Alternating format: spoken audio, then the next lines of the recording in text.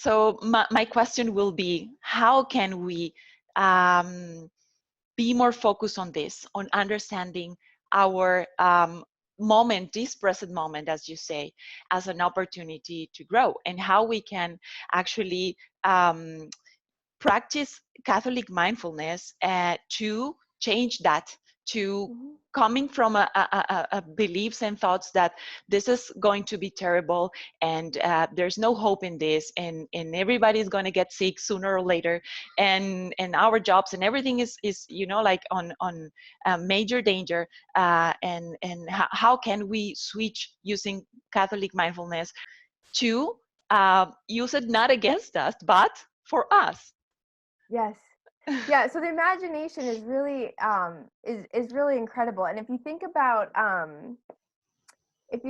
how we are created in the image of God. Now, I'm going to put that over here.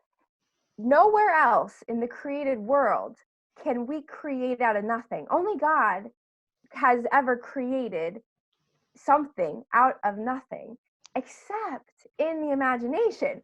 So this is like a really kind of amazing gift, Yeah. and ability to create. And it's actually too where we come, like where we meet the Lord too. Like our imagination is very important to our spiritual life, but there's a huge responsibility we have to form and shape and nurture and take care of our imagination so that we can have a healthy imagination, and one that brings us closer to the Lord and not further away. And I think it first has to come with the desire for change. So the desire, sometimes people get very comfortable and in the fear, that the fear almost protects them, and it feels very risky to try to not be afraid or to try to do something else, because now it's vulnerable. I'm vulnerable to attack. Fear is very powerful, and it tells you, screams at you all of the worst things that could happen and why you should protect yourself. And then actually our whole body goes into this physiological reaction, the fight, flight, or freeze response, that our stress response actually physiologically and in our brain gets activated. And so we don't even think about it. It just happens, and now we're in a state of trying to protect ourselves. And part of protecting ourselves is to ruminate and to think about all these worst case scenarios and all these backup plans maybe. So first it has to start with, all right, I recognize that the way I'm living, like I don't like the way I feel. There has to be something different. And I like the idea of letting go and letting God. And okay, so then an intentionality. Okay, so and a teachability. So this book's really awesome because it gives you step by step what to do. A lot of times people get overwhelmed with the time commitment of like 20 minutes, 8 minutes twice a day, and then 20 minutes twice a day. Exactly. And it's an 8-week program. But essentially what you're doing is you're trying to undo these cognitive habits that have been created and solidified over decades. And when we have a worrying mind, and fear has a very strong presence in our lives, there are actual neural pathways that are created, and then it's just kind of automatic. It just, when something worrisome, scary happens, it automatically sets you off into a Certain stress reaction, response. I mean. Exactly, into that reaction. And so what we want to do is, first of all, like, become aware that this is happening. And then as you're doing the exercises, what they actually do is they rewire your brain. They are breaking down bad habits that hurt us, not only spiritually, but psychologically. And then they build new habits that then over time allow us to more easily trust God, more easily be able to ground ourselves. So a lot of these exercises, what they do is they're very bodily informed. They're informed physiologically. So when our stress response system gets activated, you might notice your heart starts beating quicker. your breath becomes shallow and quickened. You might start sweating. Your blood is going from your going to your extremities, so you can fight or run away. And so a lot of these exercises, what they do is they first get you in touch with what is going on physiologically with your body to Okay. slow that whole thing down. Because if your body is in a stress reaction, it's very difficult to stop it, because it's like we're in a life-threatening situation here. We got to protect ourselves. Yeah. But we're not but like 90% of our life, excluding the coronavirus, there is some life-threatening stuff going on, but we want to be able to learn how to calm the body down, which then opens us up to be present with the Lord. And so there's a step-by-step process on how to be able to take your body into account, your emotional life into account, your spirituality into account, and be able to break those bad habits, those hurtful habits down, to then create new habits. And so I would just say, yeah, awareness, teachability, and then intentionality, because it's dosage dependent. So the more anxious you're feeling, like the more mindfulness you're going to want to incorporate in your day. And the more you're doing that, the more you're spending learning how to manage the frightening emotions. And I think too, another important part of this is we're not making you not feel uncomfortable emotions. We are changing the relationship we have to discomfort, Okay. to tension, to uncertainty, to even fear. So there is a scary thing going on. I would never say like, don't, like, let me just tell you, you have nothing to be afraid of. Well, there are some things to be afraid of, but if we were to open our minds up to the larger picture, even if death is the worst case, we can remind ourselves like what our God says. But in just bringing our minds back to the present moment, you're going to find that you're much better able to deal with the difficulties, and then allow them to exist, not push them away, not fight them off. And then it changes the meaning of suffering. So there's acceptance to Okay. suffering. Suffering now has meaning. We can't ever have no suffering in our life. Like, suffering is our cross, suffering is the way of life. But if we can learn how to change our reaction to suffering, the reaction of like avoiding it or running away or fighting it, now we can learn how to embrace the cross. And then we find out that we make it worse by fighting suffering. Yeah, it's true. And actually, when you come and you start to think about mindfulness, the first thing that maybe you have learned and comes to your mind is that mindfulness is an exercise where you are going to empty your thoughts, your mind. And so you are not going to think about anything. And to be honest, I think I will never be able to do that, because I'm always having a thought in my mind. Yes. So but this approach that Dr. Gregory Botaro he started and created was an approach more focused on what you say. Embrace the thoughts. You have this thought, why? And let's escort back our minds into this present moment.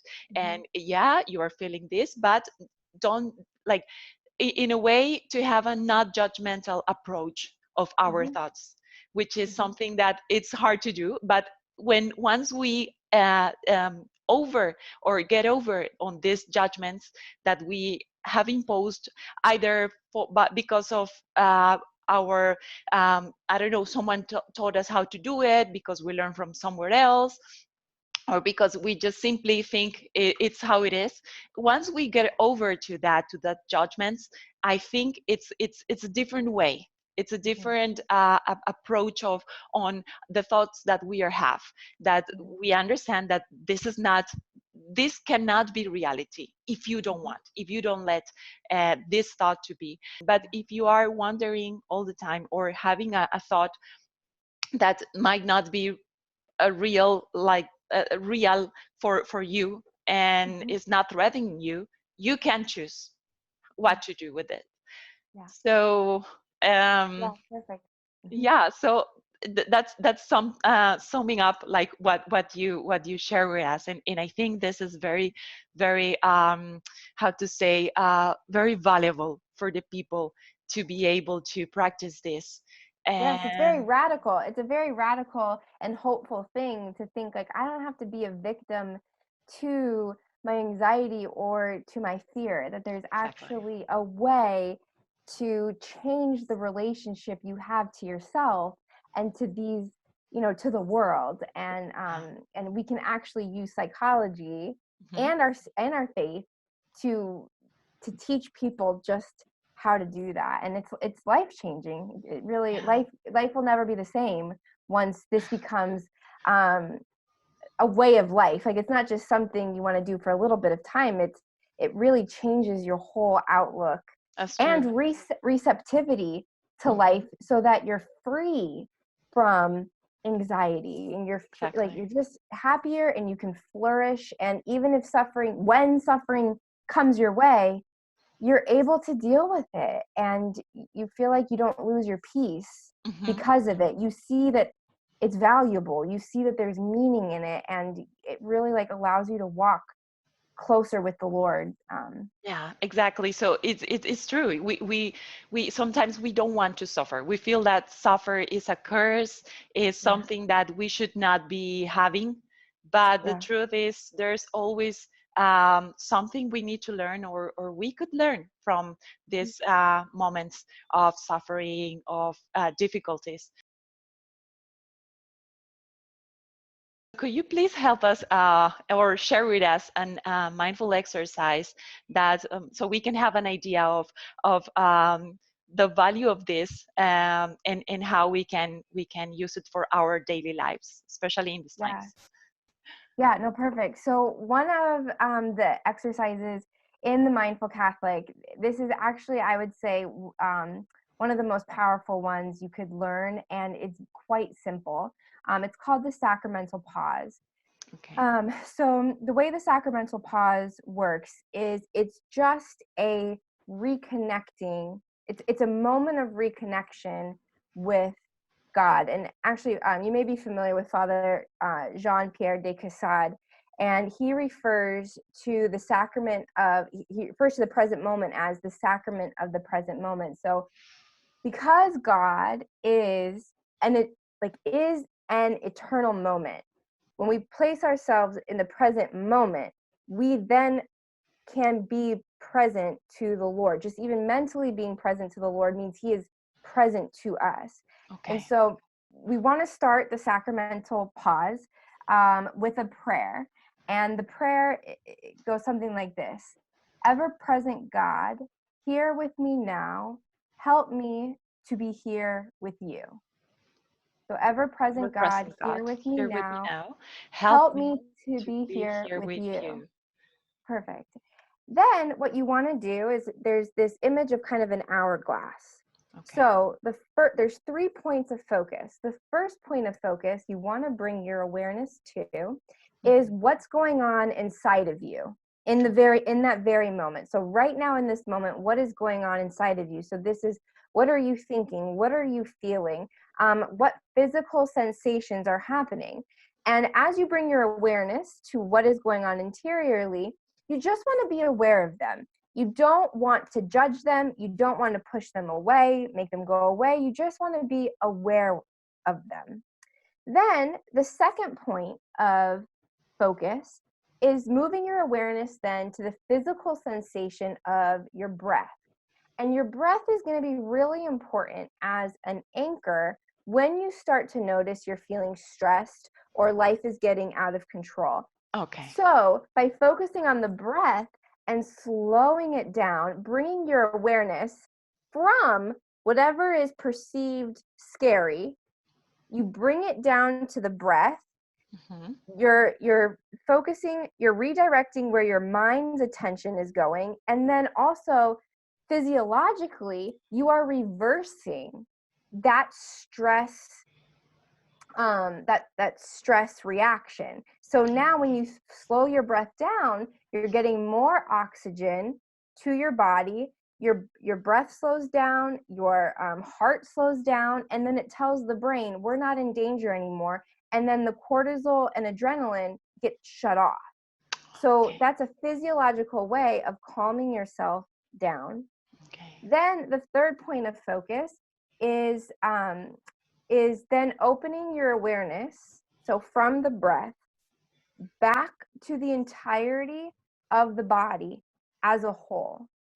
And then you can just imagine, like, as you're breathing and you're aware at the same time of these points of pain, tension, discomfort in your body, just breathe into that. And what that does is it's a turning toward things that are difficult, things that are painful, and learning how to sit with them, learning how to accept them, learning how to be with them without trying to make them go away or judging them. And in a real way, that gets you started and gives you a taste of what total surrender ends up looking like down the road, because we start with very small things like bodily aches.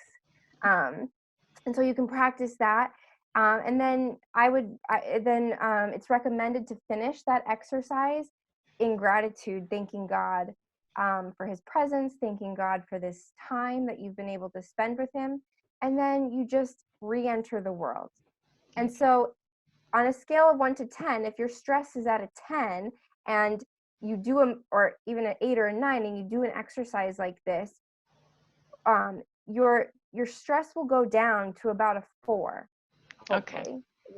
If you're able to do it, it Yeah. goes down, and now things are much more manageable. You're able to re-enter the world and even the problems that might be coming up for you.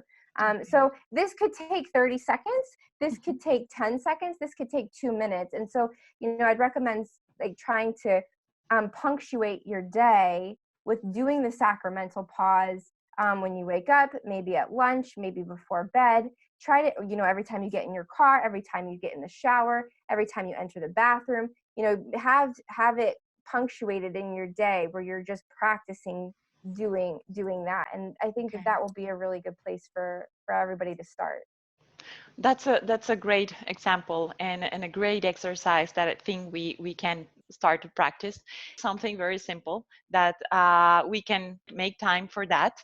And well, it's easier when you are doing activities when you are not required to focus on something, to put all your brain on that, like cleaning or doing the dishes or cooking. And I think that's the moments where I really feel like I have these thoughts bombarding my mind, and I'm start to fight and to answer to this kind of thought. But after I read the book and I practice, and let me show you again, because I want you to have this in mind.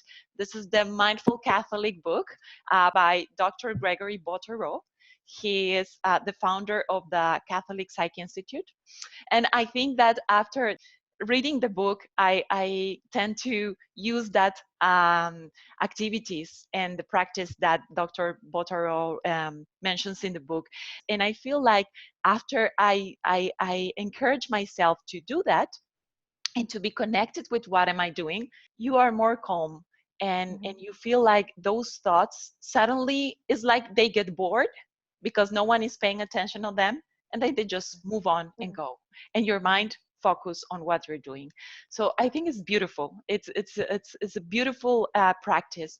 So I just want to thank you, Teresa, for your time and for sharing with us all this wonderful resource that we have at hand, and that is a very rich in especially in our practice as Catholics. So I want to thank you. And this video, I hope that a lot of people can benefit from this. They can go through your website, through the Catholic Psych Institute, and also can get these wonderful books for kids and adults: the Sitting Like a Saint and the Mindful Catholic. And you can also, if you are here in Singapore, you can come to our COTT library, that is Church of the Transfiguration Library, here in Punggol, Singapore, and you can rent out this book. We have a curated selection of Catholic books that can also help you to get closer to God through reading. Among the activities that we have in our library is also we have a storytelling session for kids and some resources and more activities to come that will help you to get closer to God and to enjoy a good book, a good Catholic book. So thank you so much, Teresa, for your time. I really appreciate. And you are welcome to visit us, Oh, thank despite you. the distance here in Singapore. After all this situation get better, because I think this shall pass too. So Yes, this is our hope. yes. All people will just remember these times as times where we have to grow and go beyond the extra mile in our lives. Thank you, Teresa. Looking forward to talk to you again. Perfect. Thank you.